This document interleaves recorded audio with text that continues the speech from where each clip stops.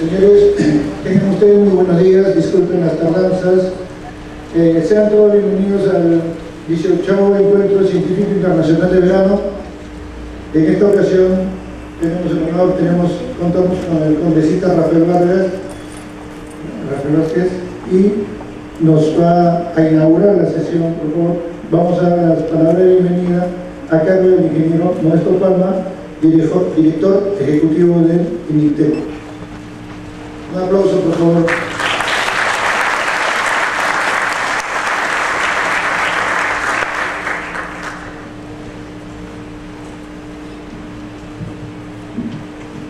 Señor Rafael Vázquez, Comunidad de la República.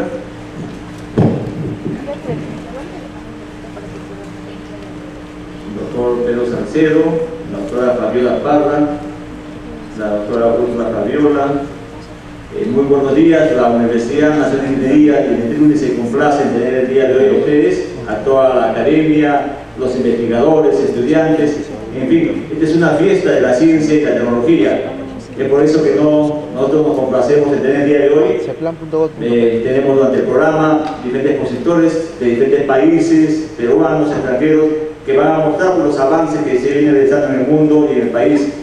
En el caso nuestro país viene creciendo económicamente a ritmo constante, pero no necesariamente tenemos que invertir también en tecnología e innovación, no solamente producir materias primas y exportarlas.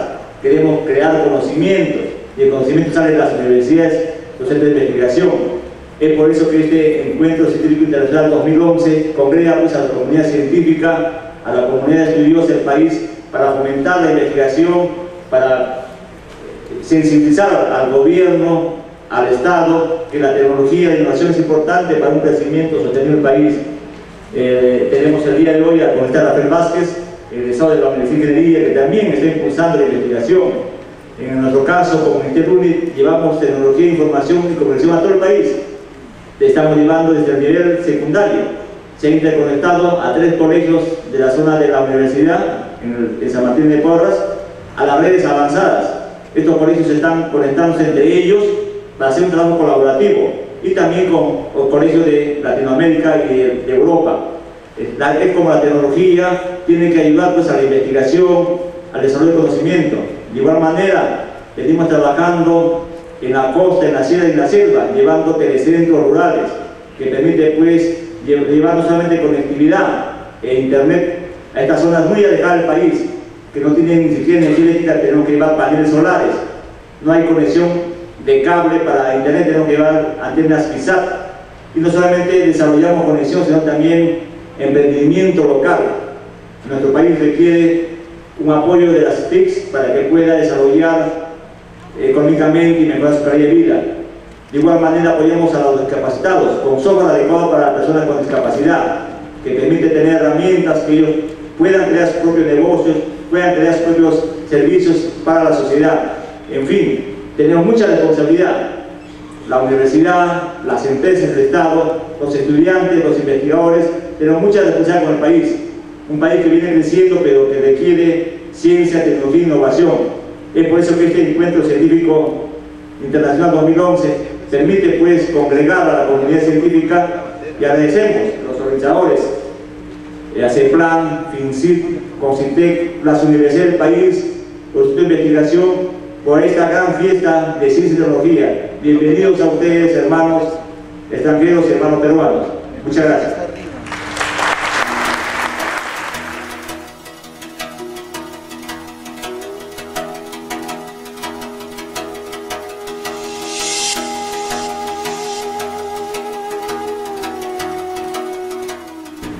Vamos a invitar a nuestra primera expositora, Fabiola Alexandra Parra. Ella viene del Centro de Investigación de Ecosistemas de la Universidad Autónoma de México. Es candidata a doctora, maestra en Ciencias Biológicas, UNAM. Estudia procesos de evolución bajo domesticación de recursos vegetales y manejo tradicional de recursos genéticos. Adelante, doctora, tiene 20 minutos. Muy buenos días a todos. hacer una aclaración. Lo que voy a presentar a continuación es un trabajo resultado de todo un equipo de estudiantes en un laboratorio al que pertenezco. Son alrededor de 10 trabajos, el cual el mío, que es un estudio de doctorado, se ha integrado a estos. El título es Manejo tradicional y mantenimiento de la diversidad genética, en el caso de las cactáceas columnares en el Valle de Tehuacán y la Mixteca Baja en México. Voy a comenzar mencionando la domesticación. La domesticación es un proceso evolutivo continuo que se lleva a cabo principalmente, o de hecho está llevado a cabo por el hombre a través del manejo humano vía la selección artificial. Esta selección artificial está actuando sobre ciertos caracteres, determinando algunas divergencias morfológicas, fisiológicas, genéticas, en biología reproductiva y comportamiento. Estas divergencias se van dando entre poblaciones silvestres y las manejadas, como podemos ver aquí, está el caso del maíz, bajo cultivo y el pariente silvestre. Este es un proceso que se da en un continuo, ¿no? Desde niveles incipientes o intermedios hasta niveles altamente domesticados, es decir, especies completamente domesticadas. Entonces estamos hablando de un gradiente. ¿Por qué hablo de domesticación? Porque la domesticación está relacionada con el manejo humano, con el manejo de recursos. Y en este caso México, que forma parte de Mesoamérica, es uno de los puntos importantes de origen de la agricultura a nivel mundial. Es un centro Vavilov donde confluye una diversidad cultural importante, así como una diversidad biológica, siendo la diversidad cultural los principales manejadores, los que utilizan y aprovechan la diversidad biológica. En Mesoamérica, México es un territorio donde se encuentra la mayor parte comprendido por zonas áridas y semiáridas. Tiene una gran riqueza biológica y altas tasas de endemismos. En esta zona hay alrededor de 6.000 plantas vasculares de 30.000 que posee el país, más o menos, y se encuentran 30 de 58 grupos étnicos, es decir, una gran diversidad cultural en una zona árida que se pensaría de baja diversidad biológica, pero al contrario es de alta diversidad. Lo importante es recalcar que México es una zona importante de manejo y domesticación de plantas, donde se encuentran algunos de los restos arqueológicos más importantes a nivel de América en los estados de Puebla y de Oaxaca. Aquí tenemos una foto, es una cueva donde se encontraron restos de maíces y ajíes, por ejemplo. La zona de estudio de este trabajo es el Valle de Tehuacán y la Mixteca Baja. La Mixteca Baja se encuentra entre Puebla, Oaxaca y Guerrero, en esta zona que aquí se observa, y el Valle de Tehuacán es una zona que se encuentra entre Puebla y Oaxaca, una zona árida considerada de las más ricas en Norteamérica.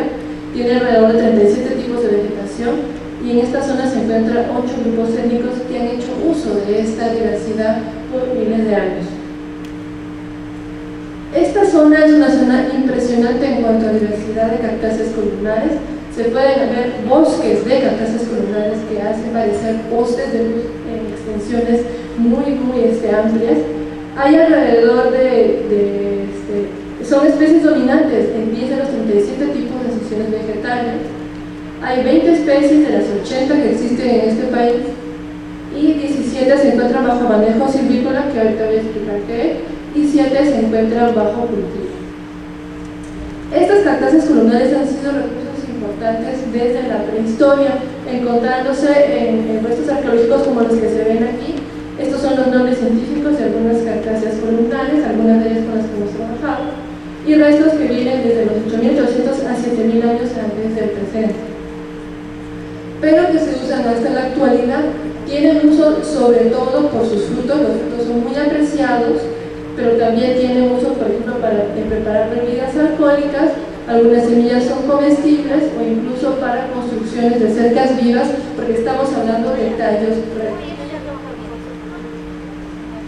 En el Valle de Tehuacán se han identificado 3 tipos de manejo, 3 tipos de utilización de estas cactáceas columnares. En primer lugar tenemos la recolección de algunos frutos en condiciones silvestres, en condiciones de monte. En segundo lugar tenemos el manejo silvícola. ¿Qué es el manejo silvícola?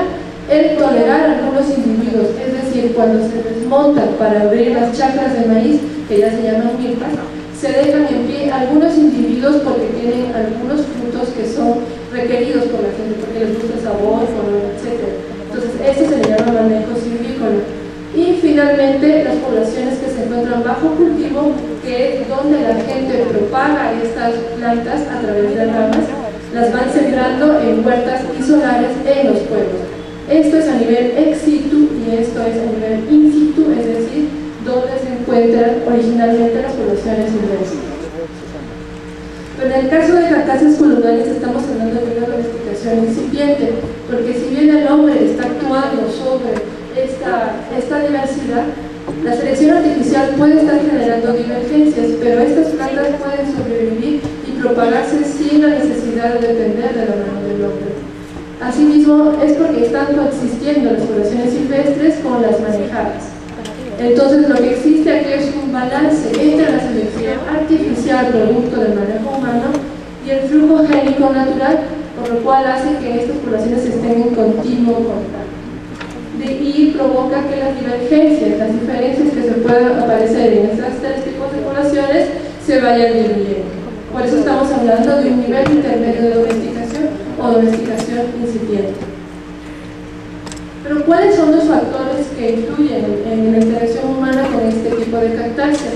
Serían 4 principalmente: la calidad de los productos, en este caso los frutos por ejemplo, el rol de la subsistencia humana, la disponibilidad de productos silvestres y la viabilidad de manipulación.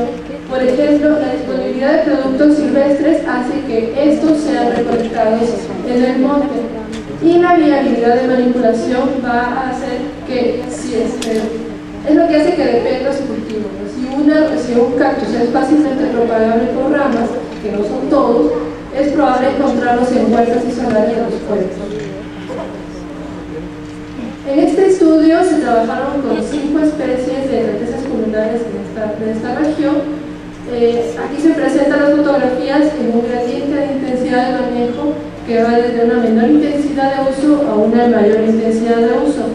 Esta intensidad de manejo está determinada por la facilidad de cultivo, como acabo de mencionar, que está relacionada con una fácil propagación vegetativa, es decir, que se pueda sembrar por ramas, una rápida velocidad de crecimiento y que tenga un valor cultural y económico importante en la región. Entonces, estas están en este gradiente de manejo, y yo con la que particularmente trabajo es esta, Stenocereus prinosus. Todas producen frutos comestibles, algunos incluso comercializados en la región. Aquí tenemos una ilustración sobre algunos de los frutos de algunas de estas especies que son muy cotizadas en la región y sobre las cuales se pueden ver algunos efectos de domesticación. Por ejemplo, en esta tenemos frutos más pequeños que pertenecen a poblaciones silvestres y frutos más grandes en poblaciones manejadas, es decir, el hombre estaría seleccionando la calidad del fruto, ¿no? Sin espinas y mayor tamaño, entre otros. Asimismo, el hombre, en este caso, por un manejo tradicional, está seleccionando variabilidad. Podemos encontrar diferentes variedades de colores del fruto. Pero, ¿cuáles son las consecuencias del manejo humano y la domesticación sobre la diversidad genética de estas plantas? Generalmente, la hipótesis que se maneja es que la diversidad genética se reduce con el manejo humano, con la selección artificial, porque el hombre está seleccionando solo una pequeña proporción de lo que se encuentra en condiciones silvestres. Por ejemplo, aquí tenemos lo que serían los ancestros silvestres, y cuando se domestica se produce un cuello de botella. Hay una reducción generalmente significativa de esta diversidad. Esto se puede evaluar tanto con 2 tipos de marcadores, evaluando genes neutrales o genes seleccionados. Estos seleccionados están relacionados con las características morfológicas que el hombre estaría seleccionando, por ejemplo. Entonces, lo que generalmente se encuentra es una diversidad genética mayor en poblaciones silvestres que en manejadas, y un cuello de botella, una reducción significativa producto de la domesticación. Pero, ¿qué sucede en el caso de cactáceas columnales? Aquí está otra vez ilustrado lo que acabo de mencionar. En condiciones de manejo silvícola o cultivado, observamos menos diversidad que lo que se encuentra en condiciones silvestres. Pero en cactáceas columnales hemos observado lo opuesto. No hay una reducción significativa de la variabilidad.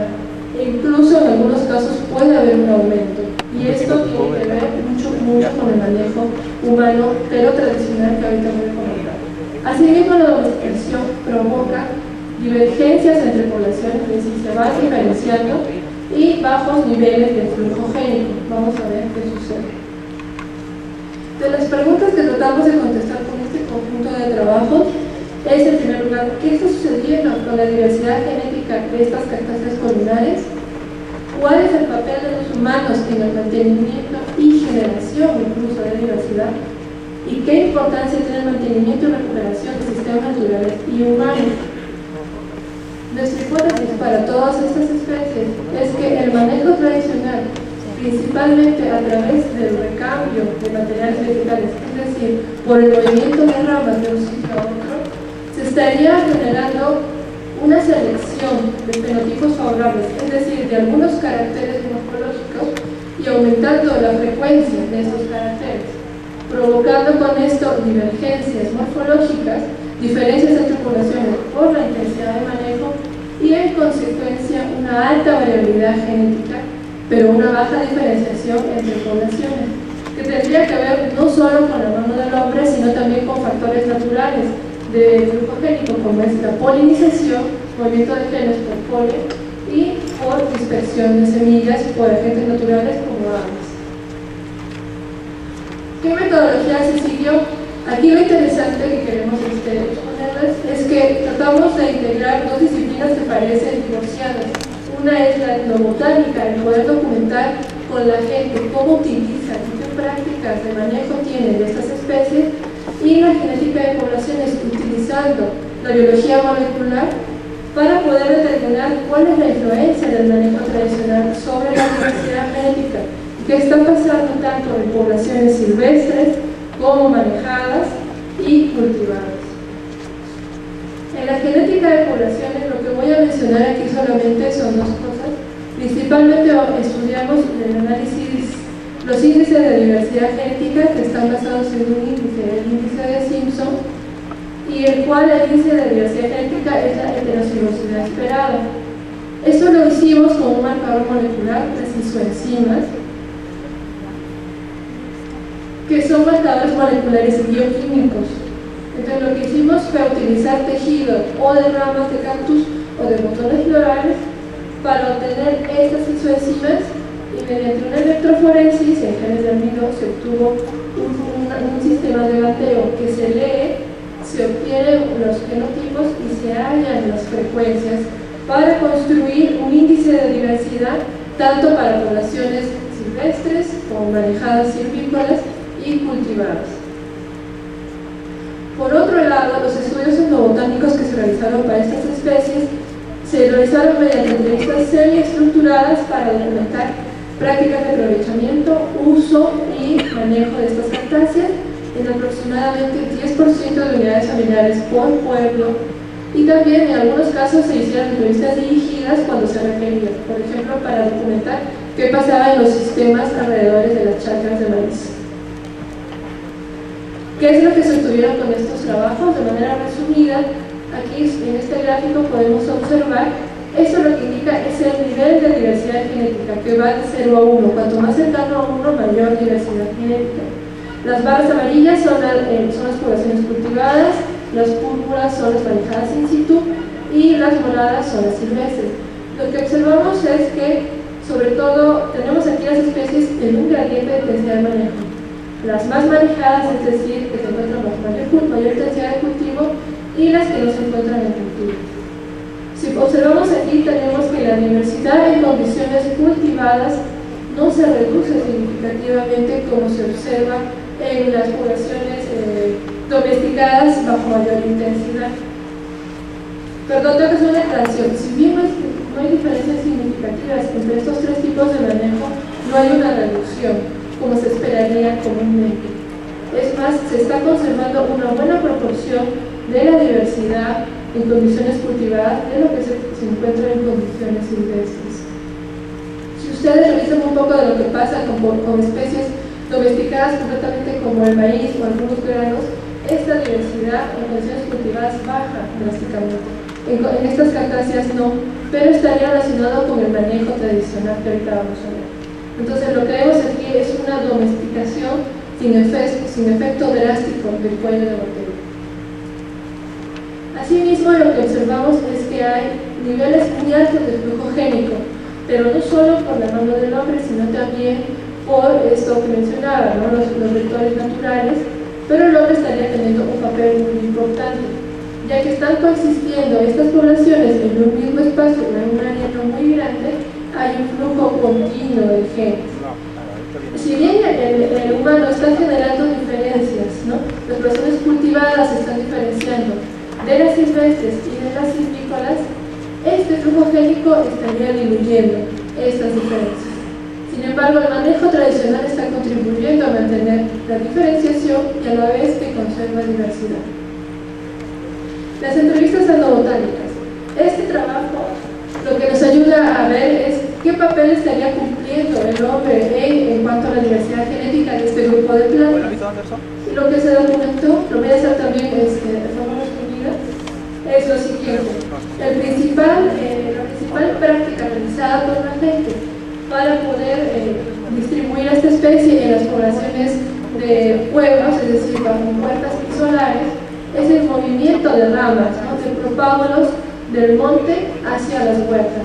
Esto principalmente se ha observado para dos especies, que es Stenocereus spirosus, que lo conocen como pitaya de mayo, y Stenocereus serratus, que es el choconostre. Ambas son especies con frutos muy cotizados en la región y que se venden en los mercados del Valle de Tehuacán.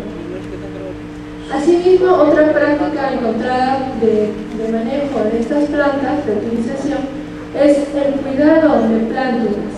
Cuando crecen por semilla en las puertas, en las casas, la gente la protege. La gente la protege, la cuida, la procura, como dicen. La puede regar en algunos casos, aunque básicamente no necesitan un gran riego, son cactáceas bastante adaptadas a esta zona, y las pueden propagar incluso. Entonces, esta es otra práctica tradicional. Asimismo, lo que se suele ver comúnmente es el intercambio entre pueblos. Se intercambian ramas porque saben que estas poseen frutos cotizados por alguna variedad que le gustó a algún vecino. Entonces las suelen cambiar entre pueblos, a veces muy distantes, lo que tiene implicancias en el flujo de genes.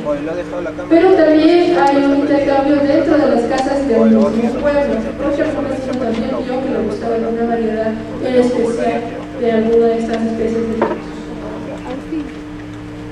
Hay una cosa que es importante recalcar sobre estos estudios botánicos, que es que encontramos que los sistemas agroforestales, es decir, los sistemas de vegetación que se encuentran alrededor de las chacras de maíz, que es el principal cultivo en esta región y en México, es que estas zonas, al momento, como mencioné, de desmontar para abrir milpas de maíz, chacras de maíz, dejan en pie muchos individuos de estos cactus.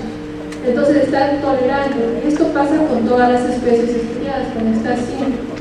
Asimismo, hay una práctica bastante interesante que es la promoción por siembra, in situ, es decir, de las plantas que toleraron, que dejaron al borde de la chacra de maíz, algunas cortan ramas y las siembran, entonces están aumentando la frecuencia de estas plantas. Este es el caso de Michichipe, de Stellatus y de Primrose. Entonces lo que observamos en estos terrenos de cultivo es un manejo múltiple de estas cactáceas columnares. Por otro lado, hay una práctica que se documentó para Stenocereus spirosus, que es que aparte de mantener en pie, es decir, de tolerar esta planta al borde de la chacra de maíz, también se están llevando ramas de las huertas de los pueblos. Es decir, se está enriqueciendo el sistema que se encuentra en las chacras con lo que se puede encontrar en las huertas familiares. Y si recordamos de que lo que está en las huertas viene a su vez muchas veces de condiciones de monte, de poblaciones de monte, la diversidad que encontramos aquí puede ser bastante alta, ¿no? Estos sistemas que son tradicionales están conservando una alta proporción de diversidad genética, son reservorios de diversidad. Alrededor del 94% de la variación genética que encontramos en condiciones los sistemas. Asimismo, son importantes áreas de domesticación que habría que mantener para poder entender ciertos procesos como el origen de la agricultura. Esta es una de las teorías que se tiene acerca de cómo se puede haber dado el origen de la agricultura en Mesoamérica. Y asimismo son poblaciones, hay que reconocer que hay un problema muy importante en esta zona, que son poblaciones que son manejadas in situ, que pueden tener algunas veces bajos niveles de diversidad genética, pero por consecuencia del desmonte total, es decir, una agricultura convencional, es decir, no tradicional, lo que hace es completamente desmontar y dejar el campo completamente libre de vegetación nativa. Y esto puede tener como consecuencia disminuciones drásticas en la diversidad genética, por lo cual hay que tomarlo en consideración, es decir, hay que conservar este sistema para mantener diversidad. Lo cual es un poco extraño, nos estamos hablando de sistemas agrícolas que se piensan que son destructivos, pero en este caso no. Entonces, ¿cuáles son los principales procesos que confluyen en la conformación de agrobiodiversidad? Y menciono agrobiodiversidad porque son especies que están cultivadas, ¿no? Tiene que ver con un conjunto de especies, no solo las cactáceas, hay muchas más en condiciones no tan conocidas, o sea, no son como el maíz, como el frijol, pero a niveles locales hay muchas especies que conforman la agrobiodiversidad. En este caso confluye tanto el manejo humano, que tiene detrás toda una historia cultural de uso, y la diversidad genética en los parientes silvestres, toda una historia natural y todo ese bagaje de diversidad que confluye en una agrobiodiversidad. En el manejo humano, la selección artificial a través de una diversidad de criterios estaría generando variabilidad. ¿Por qué? Porque en este caso un sistema tradicional como el que se presenta, lo que está interesado es en conservar variedades, ¿no? Muchas variedades, la gente conserva variedades de sabores, variedades de colores, entonces está interesada en que haya diversidad. Y el aporte de la diversidad genética de los parientes silvestres es importante en el flujo de genes. Por lo tanto, esta interacción, esto es importante para generar diversidad. Y a su vez, bueno, como una gran conclusión es que hay que reconocer el papel de conservar in situ, es decir, conservar dónde están las especies en condiciones silvestres y dónde están interactuando con las poblaciones bajo cultivo. Concluyendo, ¿qué es lo que sucede con la diversidad genética y el manejo tradicional para cactáceas columnares? Tenemos que existe una gran diversidad genética en poblaciones manejadas, especialmente de Stenocereus y Stellarctus.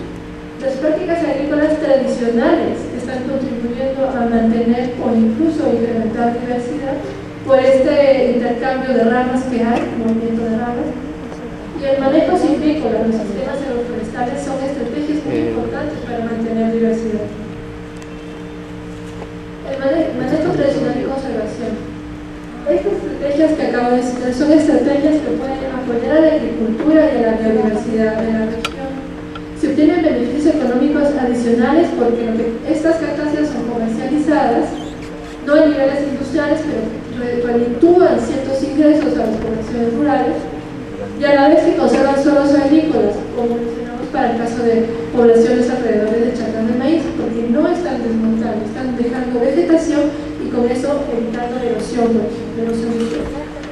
Es importante el aumento y mantenimiento de variabilidad genética en el caso de este grupo de plantas, porque son plantas que necesitan cruzarse entre sí, son autoincompatibles en su mayoría, necesitan cruzarse con individuos diferentes, no pueden cruzarse con ellas mismas.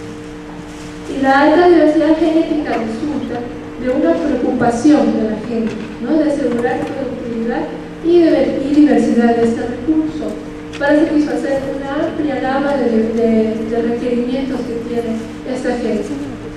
Y bueno, otra vez recalcar que el manejo silvícola es una estrategia que sirve para conservar altas proporciones de diversidad por tolerar individuos, por dejar en pie algunos individuos al borde de la milpa.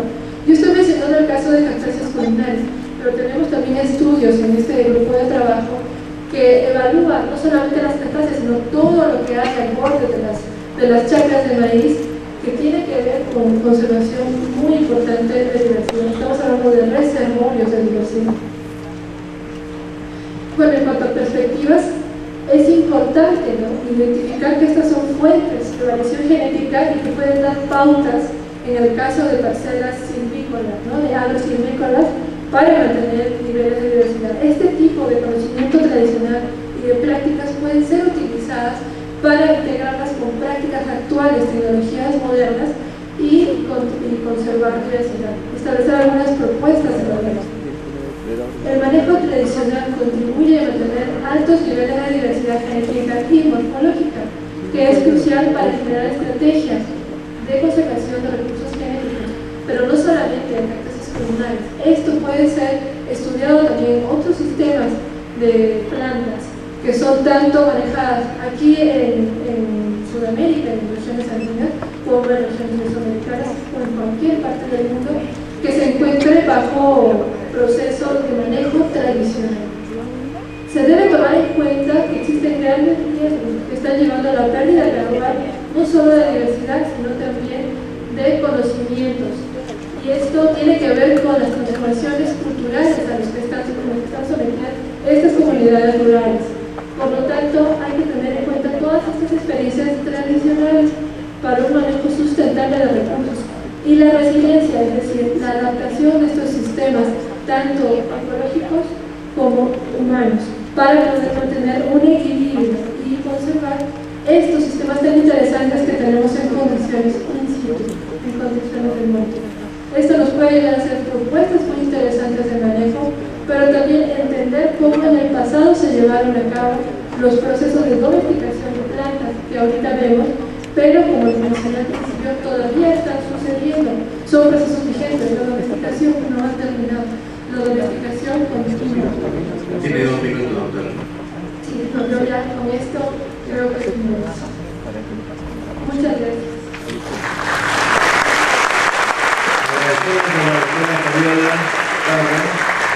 Pedimos por favor le acerque la mesa de honor donde el ingeniero Modesto le hará entrega de su certificación respectiva. El ingeniero Modesto Palma